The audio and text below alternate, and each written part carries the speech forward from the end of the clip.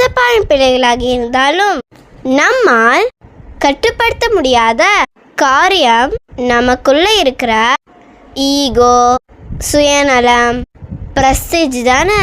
2 கொரிந்தியர் 8:9 இயேசு கிறிஸ்து செல்வராயிருந்தும் உங்களுக்காக ஏழையானார்.